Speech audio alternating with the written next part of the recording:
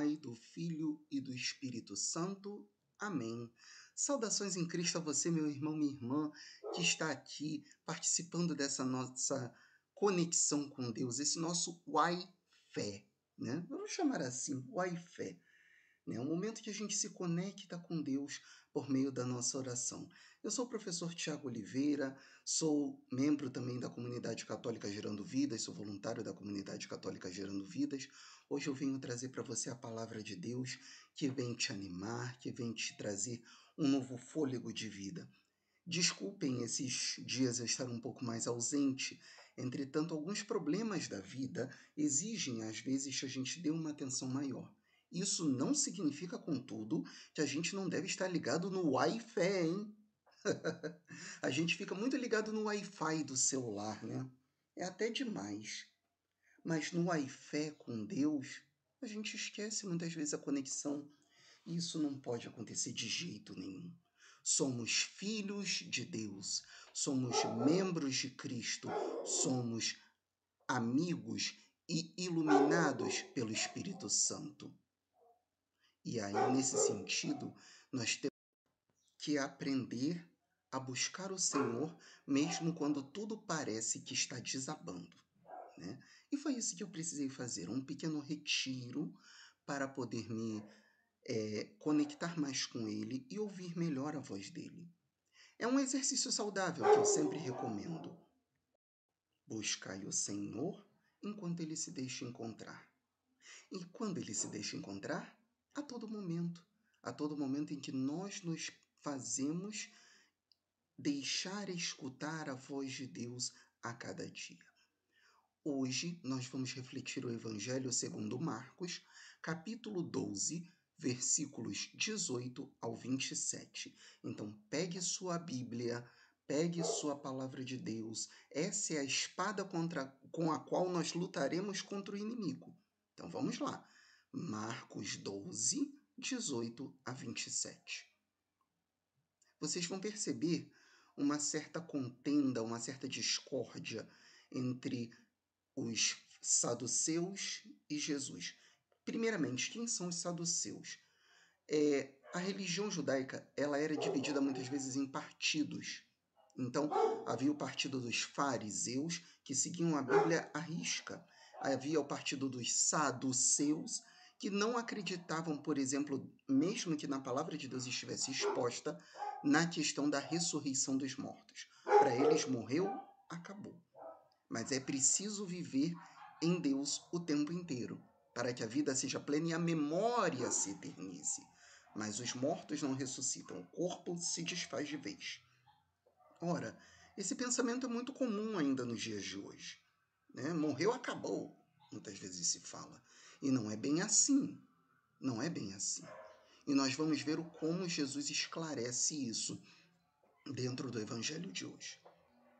Naquele tempo, vieram ter com Jesus alguns saduceus, os quais afirmam que não existe ressurreição, e lhe propuseram este caso.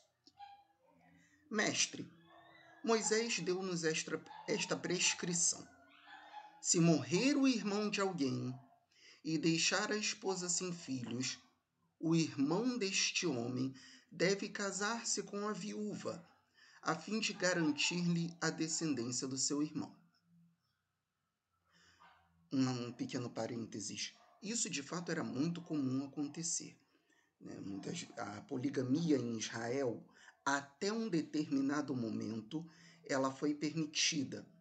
E principalmente quando não havia descendência, quando um não deixava descendência, era preciso que aquela família de alguma forma desse a descendência. Senão aquela mulher ficaria desamparada para o resto da sua vida. Eles tinham outros ritos também, por exemplo, para adotar uma criança ainda no ventre da mãe. O que faziam? A mulher que iria adotar se punha embaixo da parturiente. A parturiente ficaria em cima dela, né, de pé em cima, e a criança, quando escorregasse, ela escorregaria sobre os joelhos da mãe que adota. Assim era uma forma, digamos, legítima de se transmitir a maternidade de uma mulher que não poderia ter filhos ou que necessitaria cuidar daquela criança para sempre, da mãe genitora, da mãe biológica. Isso é um pequeno parênteses para que a gente possa entender alguns contextos daquela época de Israel. A mesma coisa acontecia na descendência. Se o cara tinha irmãos e a viúva, a mulher ficava viúva, o irmão tinha que casar com ela, estando ou não ele casado. Então ele assumiria as duas mulheres. E ele só teria determinados tipos de relação para poder deixar a descendência com o irmão.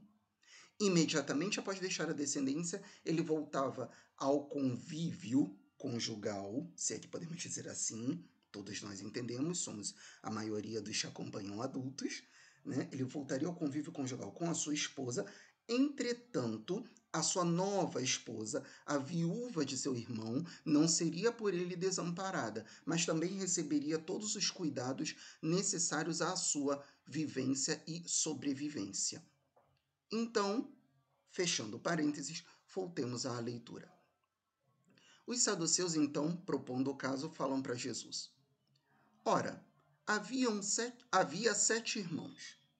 O mais velho casou-se e morreu sem deixar descendência. O segundo casou-se com a viúva e morreu sem deixar descendência. E a mesma coisa aconteceu com o terceiro, e o quarto, e o quinto, e o sexto, e nenhum dos 7 irmãos deixou descendência. Por último, morreu também a mulher. Na ressurreição, né, quando eles ressuscitarem, de quem será ela mulher? Porque os 7 se casaram com ela. E Jesus é sábio. Jesus é tão sábio e responde: acaso vós não estáis enganados por não conhecerdes as Escrituras e nem o poder de Deus?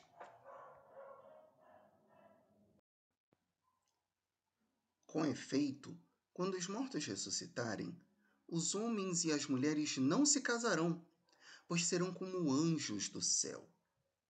Quanto ao fato da ressurreição dos mortos, não lestes no livro de Moisés, na passagem da sarça ardente, como Deus lhe falou? Eu sou o Deus de Abraão, de Isaque e de Jacó.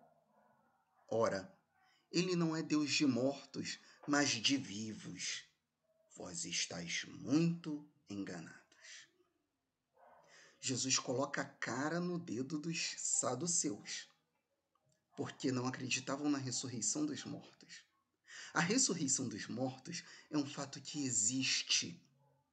Jesus ressuscitou mortos. A ressurreição era algo que já o livro de Jó, um livro de sabedoria, fala para nós.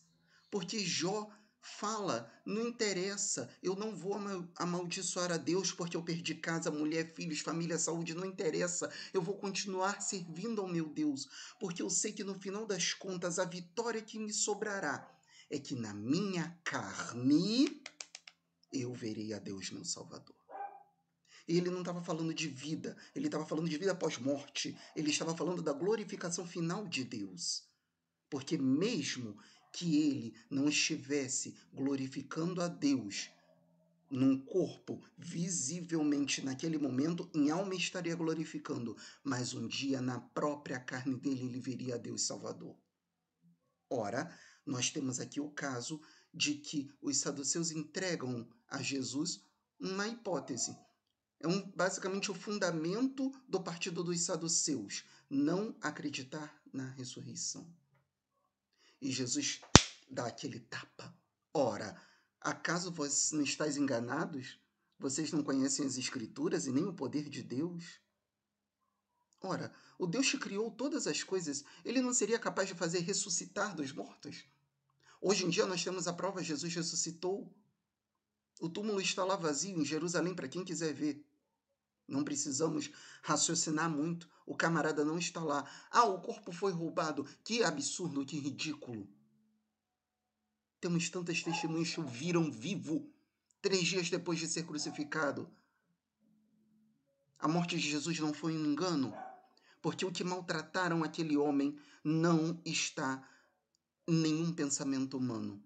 Nem Mel Gibson, naquele filme O Paixão de Cristo, conseguiu traduzir todo o sofrimento de Jesus, embora aquilo ali chegasse muito perto, ele tem pesquisas muito grandes a respeito disso. Mas, meu irmão, minha irmã, eu falo olhando nos seus olhos, ninguém tem maior poder do que Deus para te fazer e me fazer ressuscitar das situações que estamos vivendo. Ele é Deus de vivos e te quer vivo.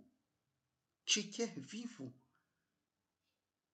Vivo em uma ressurreição no último dia? Sim, mas vivo já agora. Havia um dos grandes teólogos do início da igreja que diziam: a glória de Deus é o homem vivente. Gloria Dei homo vivens. A glória de Deus é o homem que vive. E é por isso, meu irmão, minha irmã, eu te convido hoje a ressuscitar. Não questione Deus. Não questione o poder de Deus. Em nenhum momento eu acredito no Deus que é capaz de mover até o inimaginável. Mas ele move o inimaginável a partir da nossa realidade. A partir do nosso esforço, a partir do nosso amor, a partir da nossa bondade, a partir da nossa pureza. Vejam, a pureza da lei de Deus era justamente não permitir que aquele homem que morreu ficasse sem deixar a sua descendência.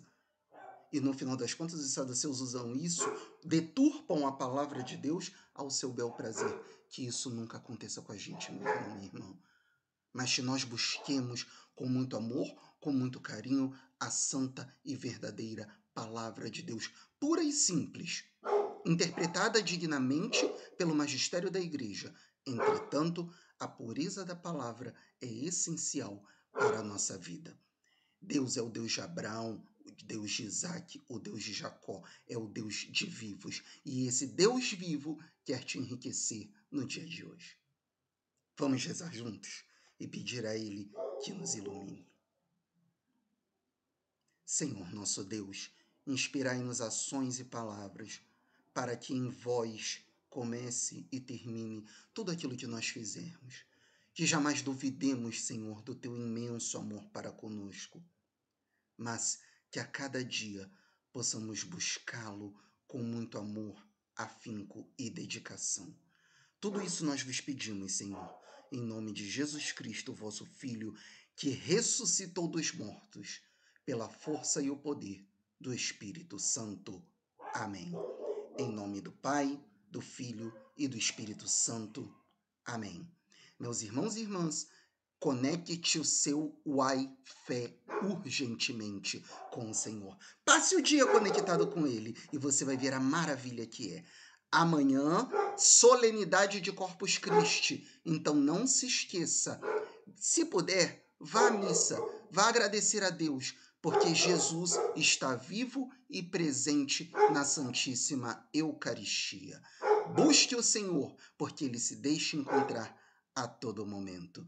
Deus o abençoe. Um bom dia!